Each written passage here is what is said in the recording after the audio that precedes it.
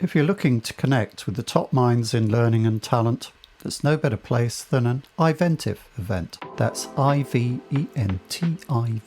Since 2009, they've hosted nearly 300 interactive conversational events exclusively for senior leaders like global heads of learning. I've been a sponsor myself and found these events invaluable. Less about sitting and listening, more about real, impactful conversations.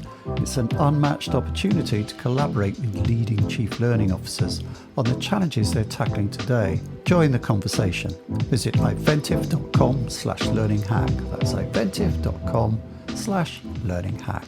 What is workplace learning for? It's easy to answer, isn't it? We need L&D to teach our people the stuff we hired them to do that they're too incompetent or ignorant to perform. Hold on a minute there, John. Research shows that 98% of performance gaps are caused by organisational barriers, not knowledge deficits. Oh, so to get L&D right, you have to take a wider, more strategic focus? But who actually does that? Welcome to The Learning Hack, a podcast about the people and technologies that are creating the future of learning. I'm John Helmer. Now guess what? Learning is cool. Learning is cool. Learning is cool. I'm learning. Learning is fun. Knowledge is power. Knowledge. Education.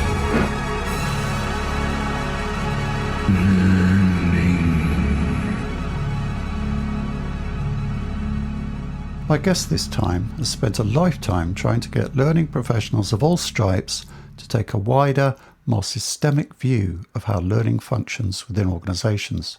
But has he got anywhere with it? He'll be a familiar name to you and is a previous guest on this podcast too, so a friend of the podcast as well. Kate Fitzgerald, Head of Fact, give us his vital statistics. Hack Facts. Charles Jennings is Managing Director of Duntroon Consultants and partner at the 70-20-10 Institute. With over 40 years of experience in learning and performance improvement, Charles has been a pivotal figure in transforming corporate learning strategies. He previously served as Chief Learning Officer at Thomson Reuters, where he developed innovative learning solutions for a global workforce. Charles is renowned for advocating the 70-20-10 framework, which emphasises learning from experience and collaboration.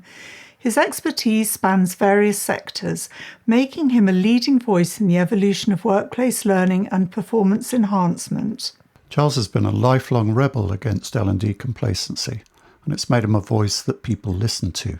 When you've been an agent of change for that long, you want to know that your ideas have had some effect. But have they?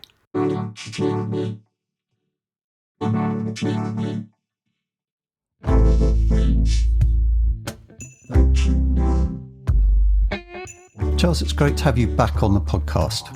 Welcome to The Learning Hack. Well, it's a real pleasure to catch up and talk again, John. Yeah. We last spoke in 2021, 3 years ago, and listening back to that episode in preparation for this conversation, I think I noticed something about you.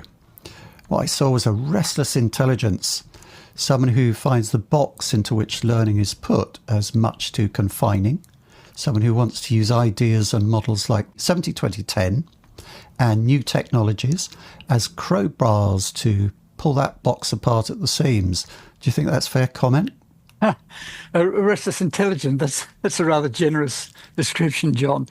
I'm certainly someone who's never seen any great value in swimming with the tide, to be honest. I've always assumed that my early years and various 1960s campaigns I was involved in, showing my age, I was drafted to fight in Vietnam, but it was a conscientious objector, and I was involved in the anti-Vietnam War movement. I was also involved in various nefarious sort of anti-apartheid activities during the 60s. And I think they all gave me some sort of training in challenging current thinking and practices. Plus, I guess my university experiences, first of all in applied sciences and chemical engineering, and I only came to adult learning in postgraduate studies much later on.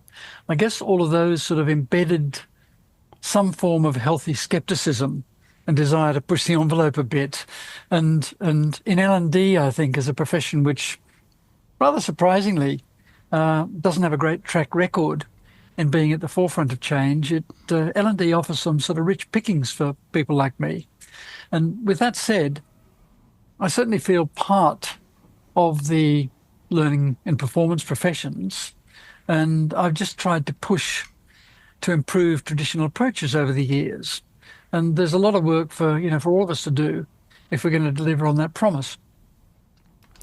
Yeah, I think you've given some good arguments there for the value of the boomer generation, so to speak. We get a lot of stick nowadays, us boomers, We certainly Charles. do. Yes, we certainly So, do. especially from our kids.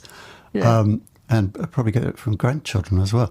But, I think there's a value there in questioning authority and received ideas and so on. I really would recommend people to listen to the previous episode we did with you for a kind of later phase of your career there, how you got into learning technologies. Because that's absolutely fascinating, that kind of mix of academia, government-sponsored initiatives, and then entrepreneurial startups and so on, where you started.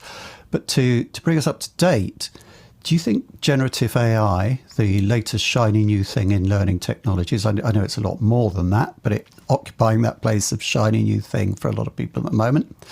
Do you think that's a useful crowbar for getting us out of the box, or is it more likely to entrench us in some bad habits? Yeah, very, very interesting question. And at the top of a lot of people's minds at the moment, John, generative AI and AI overall, I think, offers huge potentials for L&D. We're already starting to see some game-changing uses in terms of digital assistance and other sort of performance support applications. But what really worries me is what I'd call the faster horses or faster courses syndrome. And, there's no record of Henry Ford ever making that famous quote, if I'd asked them, they would have wanted faster horses. Yeah. But I'm concerned that really much of the sort of rush to deploy AI and L&D is all around faster courses. It's around almost every day we see some company or another offering AI-assisted or AI-driven rapid content development or other sorts of content-centric aspects of AI. And I think we've seen, to be honest, enough, content-rich experience, poor learning solutions to know that probably that's not the best use of a really powerful technology such as AI.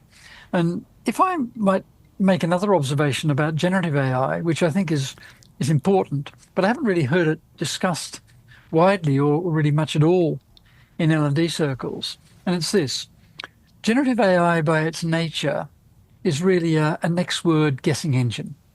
It draws on an existing corpus of data and information and then generates something meaningful and makes sense, we hope. And that's great in situations where we're looking for some sort of innovative ideas and solutions. And currently, I think Gen A does this pretty well. It can support innovation. It can build on existing knowledge. However, we really need invention to create new things, new stuff, whether it's new approaches, new products, new techniques, whatever. And the sort of the 21st century equivalents of discovering penicillin or inventing the light bulb or the steam engine or something like that. And invention is really still in the domain of humans and not in AI. That inventive step, which requires really a creative conception, the aha moment, is still presents a real challenge for technology. So I see AI as an extremely useful crowbar, if used well, and one which L&D had better get to grips with, or it's going to eat our lunch and take our jobs. But there's still areas where, human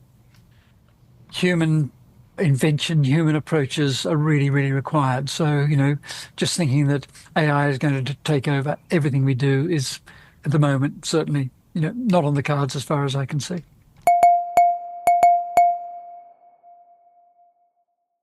So talking about that thing we see at the moment, that use of generative AI is stuck a bit in faster content production. Egil Vinauskaite, who's a friend of the podcast, showed some interesting stats at Learning Technologies this year from her research, which seemed to indicate that the way to get out of that trap and into more sophisticated uses of AI for kind of coaching, personalization, and other fancy stuff was going to need other sources within the organization to help, because, you know, for instance, using a co-pilot isn't necessarily an L&D decision. So as L&D tries to make better use of AI, it will need to draw on other resources from the rest of the organization. That feels to me very much like your bailiwick in terms of talking about how L&D lives within the organization, within or outside HR, and so on. Do you have a comment about that? Yes, it does. I think that's absolutely right. What you said around the fact that L&D needs to step out of its box and think about working with other parts of the organization, because we don't exist. In fact, one of the bugbears I've had over the years is when learning and development people talk about us and the organization as being almost as if they're separate entities. Whereas you don't hear a marketing executive talk about marketing and the organization as being separate entities or any other part of organizations. And so I think that really does require that rethink of what we do and what's part of our bailiwick, as you say. And I've always felt that L&D is partly to blame itself, because we've focused ourselves down on building individual knowledge and skills. And that seems to be the core of what L&D thinks it should do.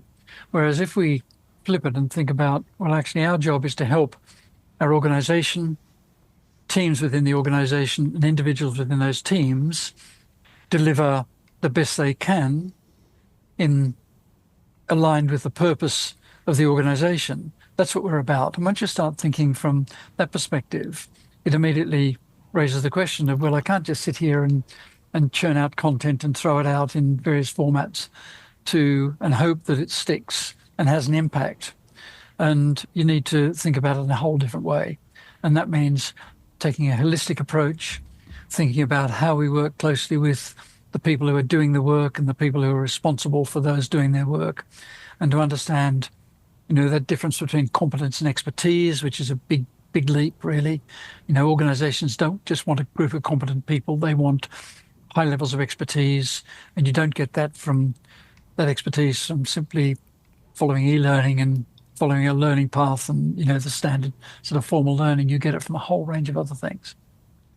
I'd like to talk a bit more about that individual versus the team kind of thing a bit later, perhaps. But something else that you mentioned in there I'd like to ask about is something that's become really popular as a talking point in the 3 years since we spoke, which is the focus on skills. I mean, I know people talked a lot about it before, but it seemed to ramp up, particularly as something we can throw technology solutions at. We have skills graphs, skills engines, all types of learning systems features built around taxonomies for skills and so on. Is this a useful thing in getting us away from what you describe as the schooling mindset, do you think? How do you feel? There's a lot of skepticism now about the whole skills obsession. What do you think? Yeah, the skills obsession. Yes, absolutely. I wrote a discussion paper with David Broadhurst a couple of years ago titled Beyond the Skills Obsession. Don't get me wrong, I think skills are really important, but maybe skills are not as important as those of us in learning, talent and HR really think they are. And I've often reflected on this and reflected on the obsession of things such as job taxonomies. And 20 years ago or more, every HR department in every organization across the world were tied up in categorizing job families and job roles and then assigning skills to them, and whether they were professional skills or general skills, and then putting them at various levels of basic awareness, working knowledge, fully competent expert, or whatever you call it, whatever taxonomy you had. And the big consulting companies had a huge amount of work on their hands with this, just as they have a lot of work today in skills mapping. And I don't really have an issue with all this skills work, but I think we need to put it into context. Of course, we need to have a focus on skills. But there are other more important factors than skills which create high-performing organizations. And much of L&D seems to ignore that fact. And to your point, a lot of work on skills development is built around formal learning, this schooling mindset. And the idea that we can build a curriculum that's usually a content-rich curriculum, and then plug people into the curriculum or into learning pathways and assume that through this schooling approach, we're going to build high levels of expertise and drive excellence is really, to be honest, it's just cloud cuckoo land. I have never seen an expert emerge from a skills-based training course, and I challenge you or anyone really to prove that wrong, because expertise doesn't develop from that e-learning program or that course that I've run. That may help the process, but that isn't the be-all and end-all. Formal learning may get people started. It may develop some levels of competence, but expertise is built in all sorts of other ways. Lots of experience doing stuff, having an expert at hand, or help to discuss why something didn't turn out the way you expected it, and being part of your profession or your trade where you share experiences and stories. And I always go back to Jerome Brunner, the great educational psychologist, who, in his term, he talked about becoming inculcated into the practice of the profession. And that's the difference between competence and expertise. And I see that the skills piece is important in terms of developing that basic competence maybe. But when we look to developing real high performance, we need to focus beyond that. So an obsession with skills really is going to continue to sort of keep us in that box of traditional formal learning, building competence, having our competence frameworks and so on. And as I say, I'm not dissing those. I'm not saying they're not important, but they are certainly not the whole picture.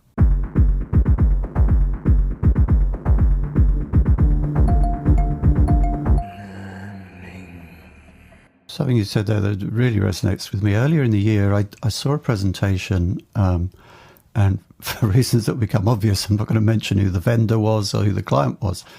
But the vendor in this case had done a huge skill mapping exercise for all the jobs in the client's organization.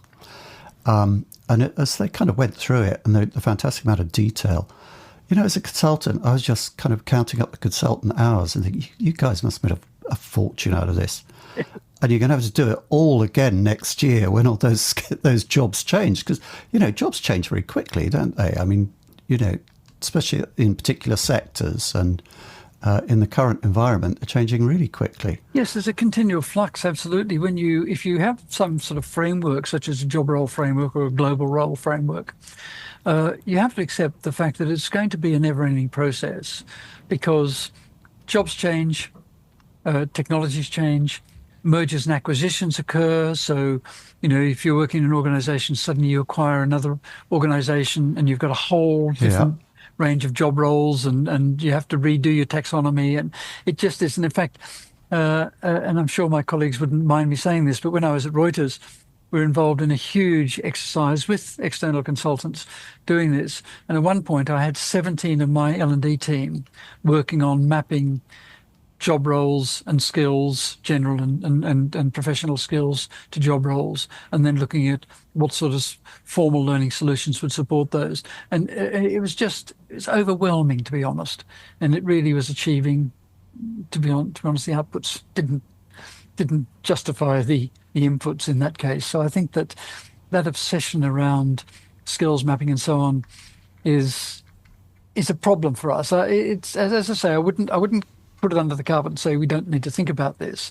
It's something we should be aware of, but putting all our time, effort and resources into just thinking about skills, we're going to leave a whole range of other opportunities on the table, which will give us potentially more value for the organization. And it's pretty critical, isn't it, as well? Because we hear that it's, technology, investments in technology are supposed to result in better efficiency and better productivity. And at the moment, a lot of the stats seem to say that they don't, that we're not getting that productivity boost from technology that we used to get. So maybe people ought to be looking at kind of leaner and meaner, maybe, dare I say, AI-driven solutions that actually kind of pay back a bit better rather than throwing human billable hours at problems like that. Anyway, in some ways, this conversation for me is a part two to the last one. Because as I say, I listened to it, and at least some of the questions I have result directly from things you said in that first interview. And at the end of it, I said, you've just raised so many questions, I haven't got time to ask you. Well, now I've got time to ask them. For instance, you said back there that people tend to see all problems in their organizations as a lack of knowledge and skills rather than looking at the problem systemically. You cite Gary Rumler's remark that 98% of performance gaps are caused by organisational barriers, not by knowledge deficits.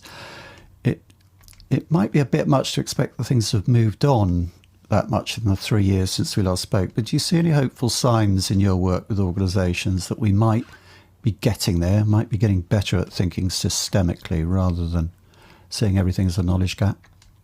Well, some organisations are certainly adopting a more holistic approach to their L&D activities. But as I've said earlier, there's still an obsession with knowledge and skills in the L&D work. And to a certain extent, I think that's understandable because, we've all been to school and college where we've been led through the process of cramming a curriculum into our heads and being tested on whether we can retain it for a while, or maybe not so much in primary education these days, but cramming information or knowledge into heads and testing to see if it stayed there is still the modus operandi for a lot of secondary and tertiary education, and that's sort of leaked over into L&D practices without thinking too much about the outcomes we're trying to achieve. And so, in my view, a lot of L&D is still just adult schooling, and where I see it changing is when L&D can adopt a performance mindset, so where traditional learning approaches are just part of the mix. And when we have a performance mindset, we start asking questions about the best ways to solve problems or how to take advantage of opportunities. And we really start with the desired business outcomes or the desired organisation outcomes. Then we identify the critical tasks which are required to deliver those outcomes, and importantly, the other factors that might be influencing or be involved in any way. And you mentioned Rumler. Well, Gary Rumler and Alan Brash and others identified those other factors, things such as process clarity, good leadership, the right tools, the working environment, clear guidance, things like that. What W. Edwards Deming called the system, they identified those as being really, really important in terms of the percentage of impact that they are likely to have in terms of inhibiting or facilitating performance improvement. And so knowledge and skills might be part of the mix, but they're really the major barriers to organizations performing well. And actually Deming, when he reviewed every 10 years, he took a step back and thought about, and reflected on what were the greatest opportunities or challenges, what was responsible for fixing the greatest challenges or taking the greatest opportunities. And at the end of his career, he was very precise. Deming said that around 94% was due to what he called the system, which is the responsibility of management. That's in whether we have the right tools, the right leadership, the right processes, all that environment, those environmental factors. And around 6% is what he calls special, in other words, the performer. So I think things are improving in the L&D world, and people are seeing their work more as part of a continuous improvement process rather than some sort of set of content-based events for them to create, develop and deliver. And learning leaders are working more closely with their stakeholders. Maybe they're not co-creating solutions yet, but at least thinking more about performance outcomes rather than seeing learning to an end in itself. And I worked with a large international organization about a decade ago, and I remember being briefed before I went to run a workshop in Italy for this organization. And I was told that I wasn't to mention performance because this was a learning event And it was a learning workshop for learning leaders throughout this large international organization. And I wasn't to mention performance. And I said, well, I don't think there's any point in me really coming. And then we had a discussion, and we agreed that I would mention performance. But I don't think that approach is so prevalent nowadays. I think most L&D people appreciate that what we do is aimed at delivering improved performance, whatever level that may be in the organization. The Learning Hack podcast is supported by Learning News, the learning sector's newswire. Rob and his team are good friends of the podcast, and we really value the help and advice we've had from them, and they do a great job. For the very latest news from around the learning sector, for interviews with learning leaders, the latest from learning sector vendors and features on workplace learning, go to learningnews.com. That's quite astonishing that they would say that to you. And maybe things are getting better. I've spent a bit of time with performance people, learning the flow of work people this year, like Bob Moshe and Alfred Remitz and so on. And it's really kind of inspiring to see some of the things that are happening in that space with AI. We've got a case study coming later in this season, something in a medical context, performance support through AI.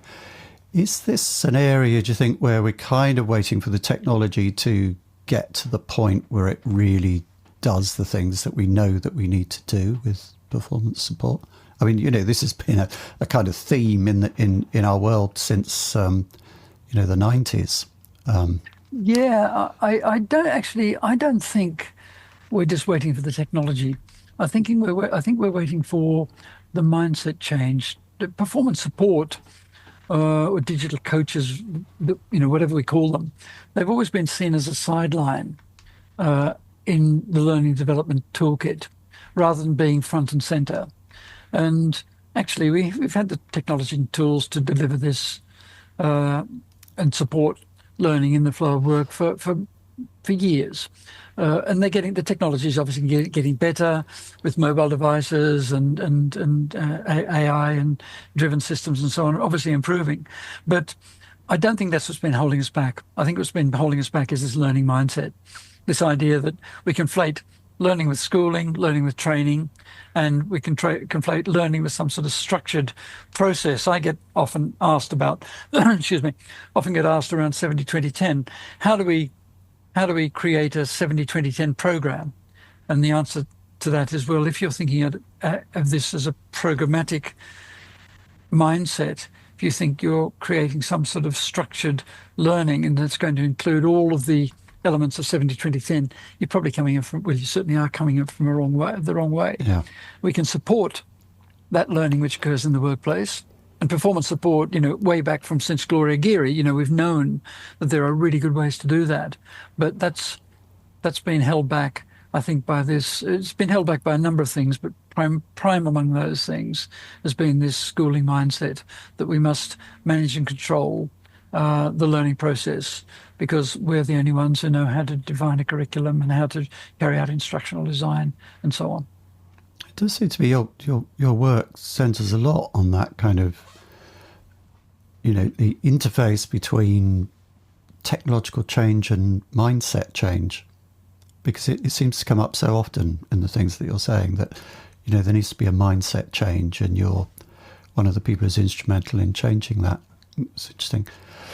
You also spoke the last time, well, you spoke earlier in this interview actually, about the need to move from focus on the individual to focusing on teams.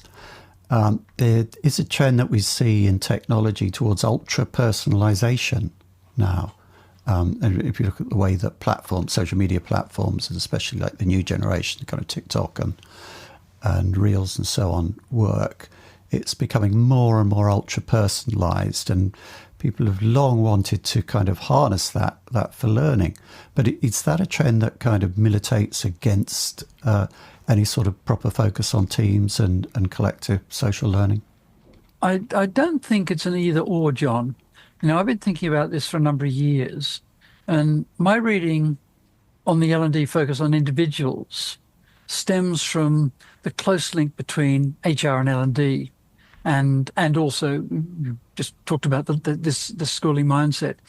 If you think about HR leaders, what they're really focused on, they historically, I mean, you and I have sort of an age when HR was probably called personnel, when we were focused on HR by its nature tends to be focused on individuals. Of course, there are exceptions where we have HR business partners working with teams and so on. But basically, if you think about the HR worldview, where HR is involved on recruiting individuals and onboarding individuals, they may onboard them as groups, but they're thinking of them as individuals.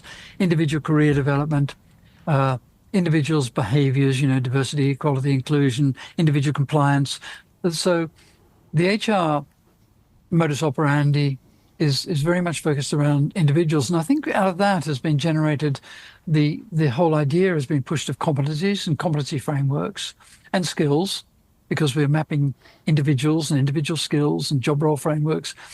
And on the flip side, I guess, or a competing priority, as I describe it, for L&D to deal with, is what senior business leaders are focused on, or senior organizational leaders. And their focus is on not necessarily on individuals, but on functional teams in the organization. So if you talk to a business leader, they're not really so focused on the fact that John or Charles are delivering X, Y, Z, or are competent or skilled in whatever area. They're interested in what is this team producing in terms of quality, process improvement, customer service, speed to delivery, whatever it might be. And so there's a real challenge there between those two sort of ways of thinking. And so my thinking around this is that L&D needs to think more about the team, which is, in terms of organizations, the team is really the atomic unit of delivery. I can think of very few people in organizations who don't rely on anyone else in order to deliver and do their work and deliver what they're expected to deliver.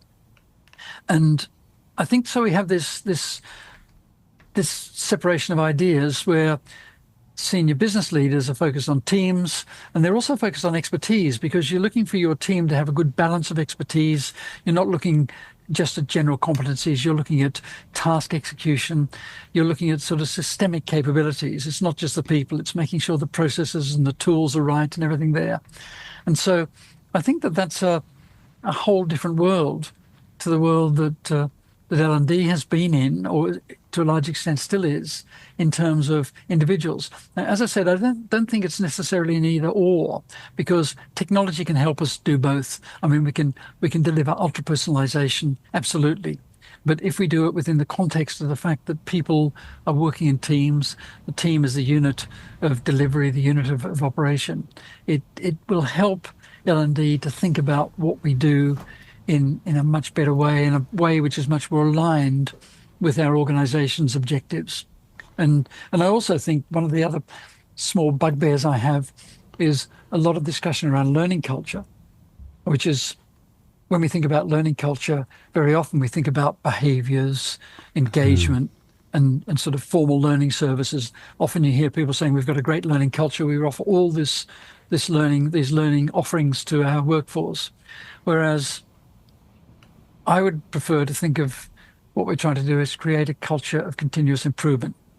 So we're thinking about how do we continually support people to do things better and support teams to deliver high quality, faster, or whatever the metric you might be using. And again, it's sort of overlaying all of this is this moving from the learning mindset to the performance mindset. I mean, learning is an assumption. We as humans are a learning species. So we need to step above that and think about, okay, what are we doing to contribute the value to our organizations, whether that is, in a government organization where we're looking at high levels of customer service and supporting the people the populations that we're responsible for and so on, or whether it's in a commercial organization where we might be looking for high levels of innovation and agility and delivery of service and so on. It really doesn't matter what. But I think there is a real balancing act for L&D to do in terms of meeting the requirements of HR to an extent, but not doing that exclusively without thinking about meeting the requirements of people who are leading other parts of the business. Because if we get tied down into the HR side of the business, we end up being an engine for compliance training and diversity training and all those sorts of things, which need to be done, but they can't be 100% of what we do. Once again, there's a lot in there to unpack. I'd like to ask about what reflection is that, kind of team building falls into a certain box in the traditional training mindset, wasn't it? Okay, let's get, captain of England rugby to come in and address people about the team, or let's just have a day at the races together and, get the beers in and, and there we go. But you seem to be saying it needs a lot more sophisticated focus than that. And another reflection really is about the nature of social media, which is, I'm obviously as a kind of marketing media person, I'm very interested in. There is a contradictory thing within it, that it is ultra personalized, that, that kind of TikTok knows what you're interested in just by looking at you. You don't have to like anything. It just knows what you like because of the way it works. So it is a kind of the peak of ultra personalization at the moment. On the other hand, it's a social medium, somewhat obviously. And it seems to me that there is something in that a kind of maybe that paradox or the way those two things come together that is worth kind of thinking about for learning people. Yes, I agree with that. I think that, but with some caveats. I think that when you, and I've been a heavy, I would say heavy social media user for years, and I've also been involved in collaborative learning for many years, and so I think that social media does offer us some really good models in terms of how we can build communities. The positive side of social media, where you build supportive communities and you generate new ideas and you expand people's thinking and so on through social media, and having technology which can actually track and see what you're doing and so on, with all the caveats in terms of personal privacy and so on, is, I think, do offer real opportunities. And I think there are some learning technologies which do this, but not a lot. Hopefully an increasing number of learning technologies which use these social elements to really help drive organizations forward. And again, it comes back to this idea that we're working in teams. And I remember working some years ago with a large French organization that their model was purely formal learning, and they decided to move to much more sharing experiences and reflection, and they had a big program called One Learning a Day, where people were encouraged at the end of the day just to share their learning with their team. And they had an app, they developed an app which did that, and had a huge impact in terms of the culture and the way that people work together. And we've all seen that. We've seen where just a conversation will spark ideas and help you in your own endeavors, in maybe on a project that you're working on, just having a conversation or reading a conversation with through other people. So I think social media has a really, really important role to play in learning, and I don't think we exploit it enough, to be honest. Of course, it is worth acknowledging that it's a difficult area for learning people and for HR people, of course, generally, is that dangers associated with social media. You mentioned privacy and other things, and I wonder if digital addiction doesn't get to be more of an issue as we go on, because some of these, the short form video forms like TikTok and so on are very tapped into the addictive sides of human nature that make them very difficult to put down. You know, you pick up your phone to check what the weather's going to be like, and then 2 hours later, you say, where do those 2 hours go? Oh yes, I was on TikTok. Terrible stuff. Anyway, just to change the subject slightly, you're chairing an event in London this October that I'll be attending and hope to be reporting from. That's the plan. Learning Futures from iVentiv, sponsor. Can you give us a taster of what topics you hope the event will cover and what messages you'll be giving to attendees at that conference? I should say this isn't just bigging up the sponsor. iVentiv have a really interesting model where it's more participative than a normal conference and not quite the kind of speed dating event that a lot of these paid conferences are for. So I know we both think it's kind of an interesting venture. So what can we expect from that conference? Well, I've been involved with iVentiv events for many years now. In fact, since they started running them I chaired the first one in 2009.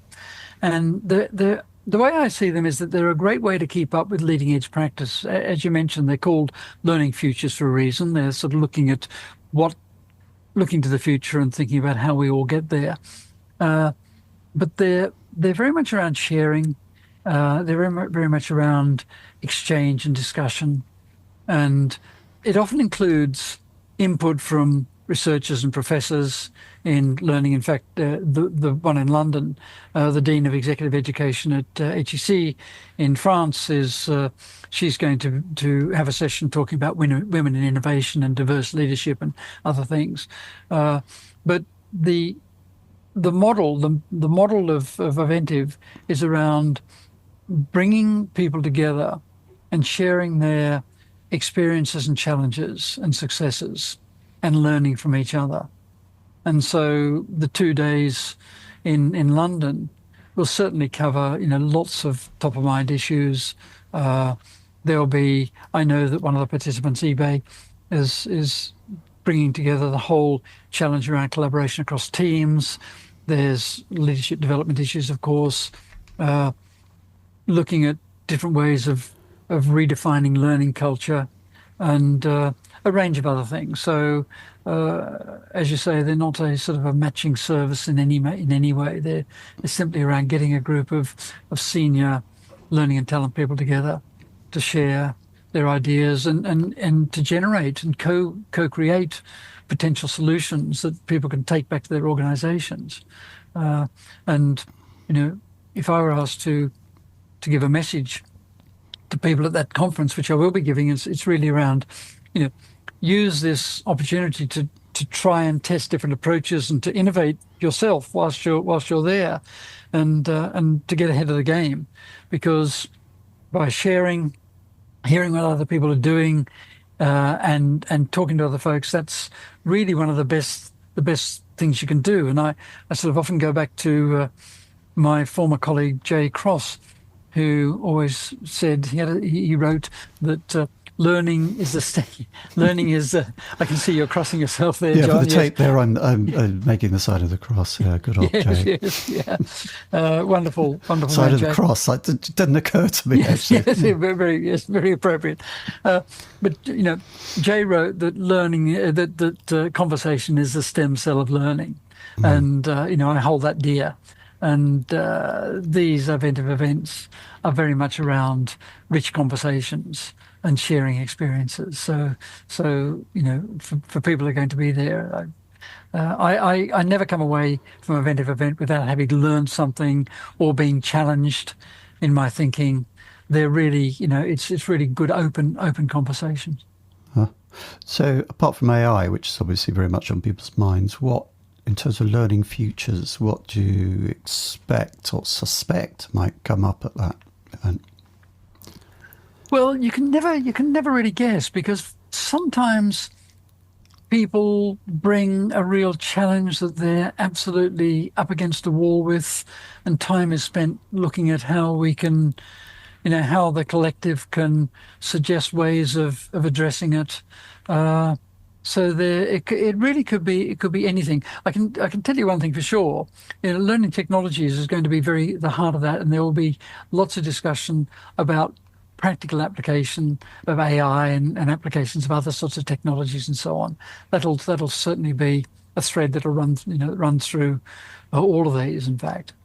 So it's an opportunity just for people to step away and step up and think strategically about what they're doing, what they might do better, what ideas they can glean from others, and really just spend 2 days immersed in that. And we all know, the challenges of when you're in the flow of work in daily work. It's quite difficult to step back and take a bit of time to reflect and share and hear what other people are doing. So lastly, where do you look to for information and inspiration yourself nowadays? Are there any new people coming up or focal points that have captured your attention recently? Yeah, I listen to a lot of podcasts, when I'm walking or gardening or driving, although I tend to stick to political podcasts in the car where I can shout and not be heard. But I do enjoy learning podcasts. A learning hack goes without saying. And I find that they're really good to stimulate thinking and challenge my worldview. And the other places I look to, really, I also read quite a bit, but most of the reading which has influenced me over the past few years has been from economists and scientists. And I think economists have really understood the link between learning and doing for years. And a couple I'd recommend and always recommend, first of all, Joseph Stiglitz wrote a wonderful book called Creating a Learning Society. It's a bit heavy on economic modeling, but Stiglitz is a Nobel Prize winner and really knows about continuous improvement. And these economists are often looking at macro levels, which we can apply down into our organizations. And Stiglitz says, we learn how to produce more efficiently by producing, which is sort of obvious to anyone. In other words, practice and experience are what drives improvement. So Stiglitz is one. Another economist who's really influenced me is Kenneth Arrow, who was a Stanford University professor for years. And in fact, Stiglitz and 5 other Nobel Prize winners were also all students of Arrow, who also won a Nobel Prize for economics. And Arrow published a long paper back in the early 1960s, which I still refer to pretty regularly, when he had a post at Oxford University. And the paper was titled The Economic Implications of Learning by Doing. And I mean, the title says it all, really. And I think that's really well worth a read. So I've learned a lot from that. But other than podcasts and reading, to my point earlier about Jay Cross, conversations are really important for me to keep up and get some sort of inspiration and thinking. And I'm towards the end of my career now, but I still see that there's a lot of very interesting things that are happening. And I think that, conversations are the stem cells of learning, as Jay said. So I have conversations, not every day, but almost every day with different people, thinking about, how we can improve what we do in our profession. And, there will always be real opportunities for change. And the whole technological revolution that we're living through is making it far, far more interesting and far, far more complex than it used to be. It used to be about how I used to refer to it in a very derogatory way of saying perfecting the irrelevant. How can we make this course a bit better? Well, actually, fine, that's a great aspiration to have, but there's a whole lot more that we can do other than that. So that's basically how I spend my time. Yeah, marvellous answer. Talking of economists, we might also want to mention Daniel Kahneman, who, of course, is much cited in the learning world and got his Nobel Prize for economics, interestingly enough, possibly because there isn't a Nobel Prize for psychology. And on the subject of conversations, this has been a fascinating one for me, and I hope a valuable one for all the listeners. I'm sure they will. And we will have a report back on that iVentiv event you're chairing. But for now, thank you very much. And I'm going to go home and think about a load of other questions for the next time we meet. Thank you very much, Charles. Thank you very much, John. I look forward to seeing you in London. That's all on the Learning Hack podcast for this time. Many thanks to our guest and to our sponsors.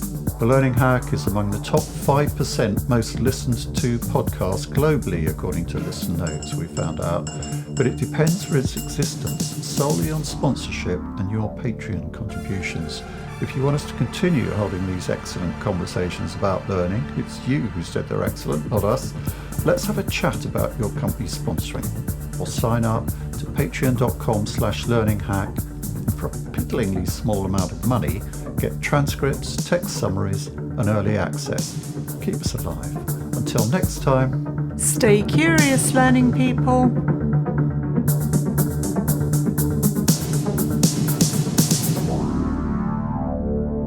Now I finally get it.